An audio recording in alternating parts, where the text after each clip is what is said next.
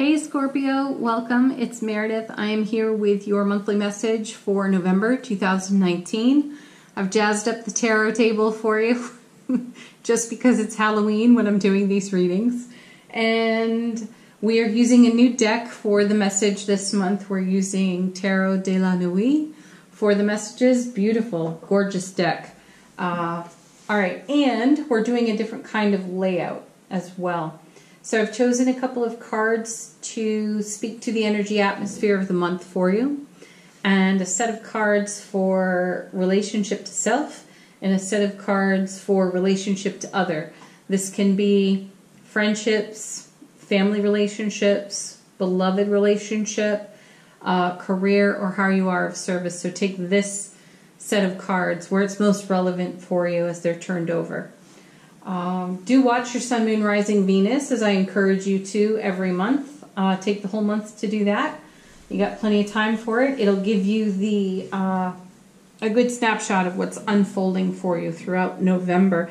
And also you might want to take another look at the seasonal reading. I will link it for you at the end of this video. And it's time-stamped for you, so move ahead to the mid-October to mid-November. It may play a role here in this reading. It may relate for you. So let's get into this. This is, these two cards speak to the energy atmosphere of November for you. And we start out with the High Priestess. Now, Scorpio, this is quite a time for you because we have the Sun, we have Mercury, we have a Mercury retrograde starting on the 31st of October. I think it's going to the 20th of November. All in your sign. So this is quite a time of self-discovery, inner exploration, and what a beauty it is to see the High Priestess here as your first card out in the energy atmosphere. Now the High Priestess, she doesn't hand over her wisdom. She doesn't just serve it up for you. She also doesn't make you earn it.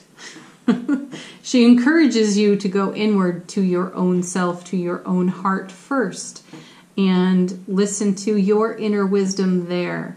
Pay attention to the signs that you see and interpret those signs in a way that brings you to the heart of the matter over and over and over again. She encourages us to follow our wisdom, to follow our hearts, channel our wisdom through our hearts. And she is also a message about discretion, how you share your wisdom, where you're spending your energy. She's very wise about this as well. She doesn't waste her precious energy, and that's part of her message to you. Discretion, though, is also sharing our goals, dreams, intentions, desires wisely so that we do not water down the energy of what it is we're holding in our heart space for creation. So be mindful of who you share what with when you see the High Priestess. She also reveals to us or helps us to see the things that are not exactly obvious, though they may be staring us right in the face. So consider that. A great question when it comes to the High Priestess is, what have I not considered?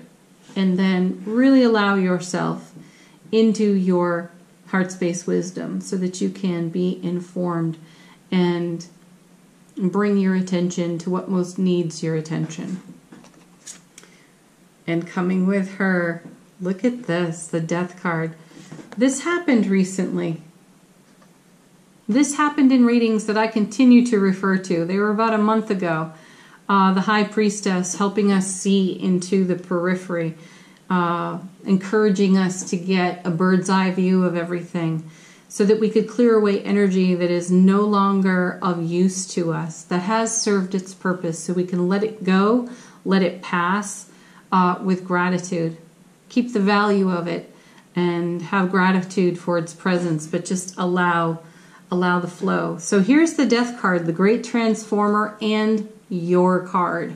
This is transition, this is transformation, and with the High Priestess, that is just super powerful. That's Pisces and that's Scorpio together right there.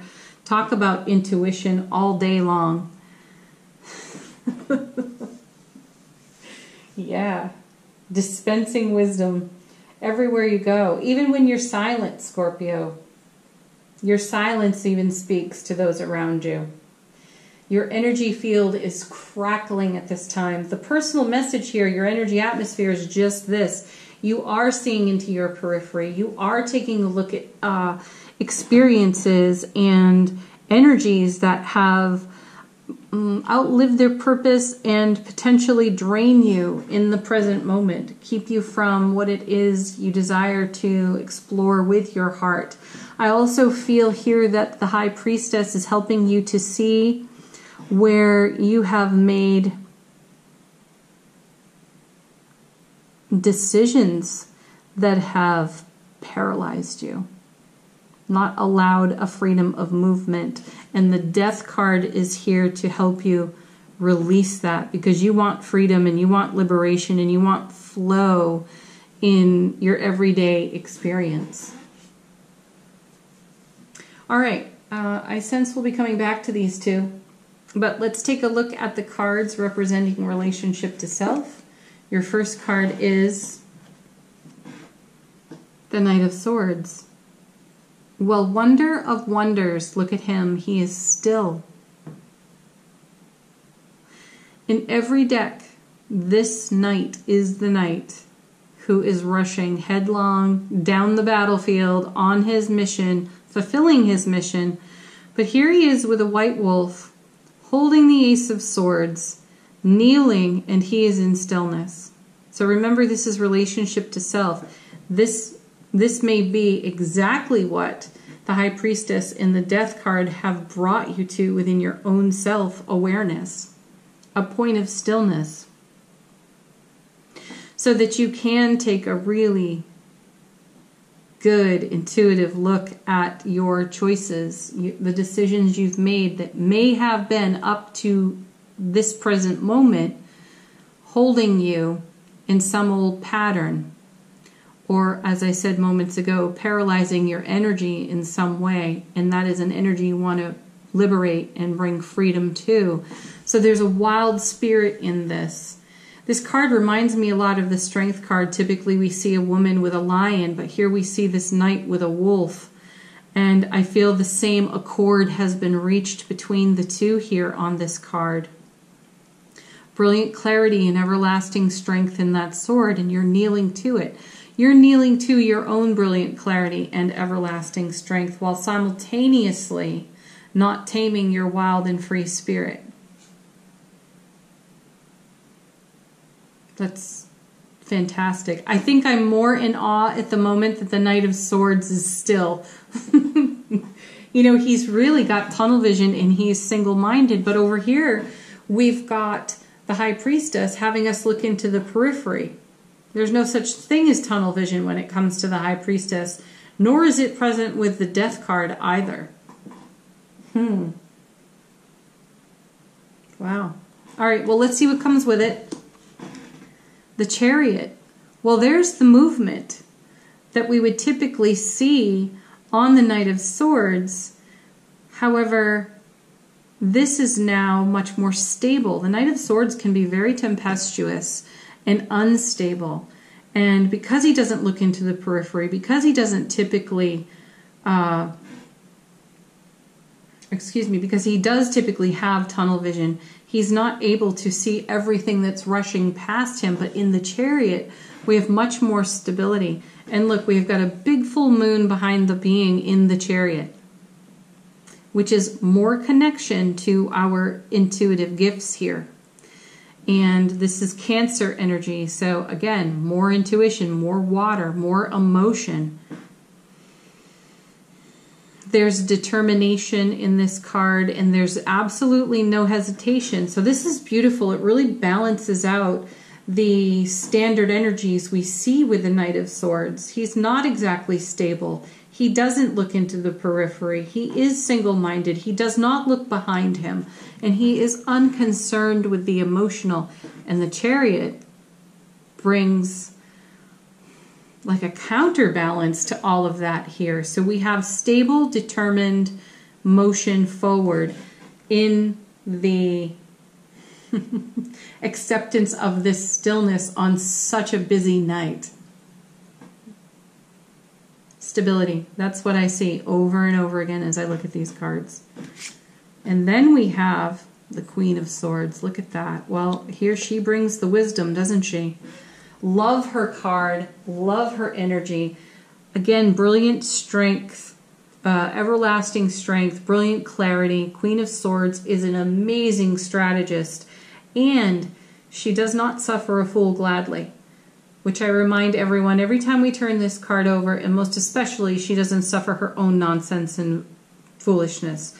So it's fantastic to see the knight in stillness, because now he's able to see everything. Scorpio, now you are able to see everything through your beautiful and finely tuned intuitive gifts, and you bring great wisdom, real heart and determination and will to that energy, and you're going to use it for yourself in a very balanced way. Now, I feel guided because, you know, knights convey messages between cards. I'm going to pull a clarifier for the origin of that knight, and I'm pulling it from a different deck. I'm pulling it from the Mystic Moon Oracle. We'd like to know where that knight came from. We now know where he's going. He's stepping into the Chariot, stepping into the Queen of Swords with all of her wisdom and strategy. But where did he begin? Here we go. From the Mystic Moon Oracle, we have awakening.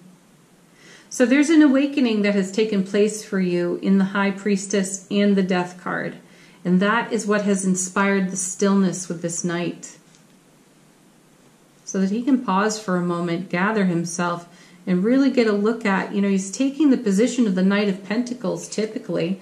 The Knight of Pentacles is usually still, getting a lay of the land, looking at every blade of grass, seeing the signs before him, what's passed ahead of him, what may he encounter along the way. And here the Knight of Swords is doing it in Chariot energy with the wisdom of the Queen because of an awakening over here with the High Priestess and the Death card. Wow. You've had tunnel vision somewhere, Scorpio, and you have expanded your vision now, and you have the full picture. And because you have the full picture, you're able to see where you may have held yourself back with choice and decision, where you paralyzed energy for yourself, and now you desire that energy to move with stability. Excellent. What a great awakening. All right, let's move into the next set of cards. This is relationship to other. Again, this is family, friends, beloveds, career, how you are of service. Take it where it's relevant to you. Your first card is King of Pentacles. Beautiful, long-term happiness and fulfillment. This king has his eye on it all. This is confirmation for the message that we just had over here. The King of Pentacles is going to consider everything. He's one of my favorite kings because he doesn't miss a trick, this one. He is sometimes painfully slow about coming to his choice and his decision, but he's learned to do that because previously as a knight, he rushed and he missed a lot of a really important experience. And that's exactly the kind of energy that he wants to set free now. So this king, while he can appear to others to be very slow and methodical, there's a great purpose to it, and at the heart of it is savoring, because he doesn't want to miss a thing. Everything is so beautiful and lush and wonderful and worthy of attention and celebration for him that he wants to give it all its due. He wants to absorb that into his heart and then amplify that energy and share it, pass it on. Death card. Beautiful. Then we have the Four of Wands. Here we are again with stability as our message. All fours are stable foundations. The Four of Wands is one of the happiest cards in the minor suit of tarot. It's love, joy, bliss, connection, homecoming, union, marriage, engagement. This feels, Scorpio, as I'm looking at it, like a real homecoming within your own heart space. You are embracing yourself. And because you're able to do that, because your energy is so expansive at this time, you have a lot to share. And now you're finally desiring to share it in all arenas, in your friendships, in your career, how you are of service, with your beloved, if you have a beloved. There's more of you to go around at this time, and you're happy to do it. It's adding to your foundation of love, joy, bliss, peace, and happiness. Coming with that, oh, look at this. How beautiful, the Nine of Cups. This is a fulfillment card. It's the Ace of Cups to the power of 9 here. It's called the Wish card. It's a dream come true card, and oftentimes I feel that when this card is turned over in a reading by other readings, there's more of a focus put on the wish aspect of it and less of a focus put on the journey of coming to this type of energy. This is an exceptionally spiritual card. It's a highly intuitive card, and it embraces our emotional nature with joy. And that's exactly the kind of energy that's being celebrated passionately on the Four of Wands, and that's exactly the kind of energy that the King of Pentacles is savoring.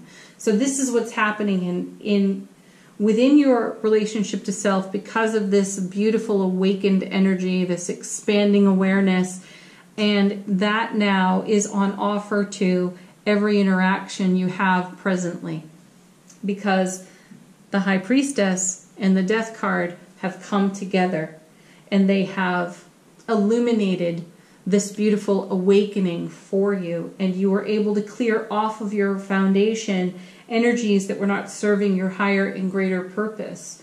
So you brought that to an end and created a whole new beginning, which is the message of the Death card. Simultaneous beginnings and endings, a whole new day dawns, a whole new horizon opens before you, and what's in that is the King of Pentacles, the Four of Wands, the Nine of Cups, the Queen of Swords, and all of her brilliant clarity. And look at all of this wonderful intuitive energy in a Scorpio season, in a Mercury retrograde in Scorpio, with the Sun also in Scorpio, a new moon in Scorpio. It just goes on and on. This is your time to really celebrate you. And I'm going to say it again because it's happened for so many months. But the last 4 to 5 months, your readings have escalated into joy in a way that they hadn't in the previous year. So this is quite a celebration. Let's do a couple of oracle cards for you. I have another new deck here. Well, it's not so new. I just haven't used it here on the channel. Look at this. It's called Work Your Light Oracle Deck. And I just reached into the middle and pulled out Awakening. So that's twice now within the reading. Energetic upgrades, a new way of being, integration. Yes, that is everything right here in your reading. Fantastic. Let's also do a spirit animal oracle. This is a spirit animal you may want to work with throughout the month of November. And you get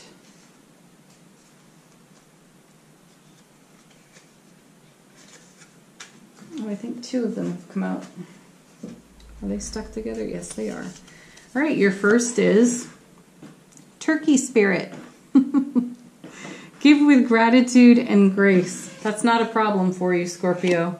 You're adept at this. And you also got Cow Spirit. The miracles are endless. Yes, you are experiencing this because you have set yourself free from some very old traps. And it feels wonderful to you. Clearly, look at these cards. All right, last card is going to come from the Angels and Ancestors deck. What would the Angels and Ancestors like to share with Scorpio for the month of November?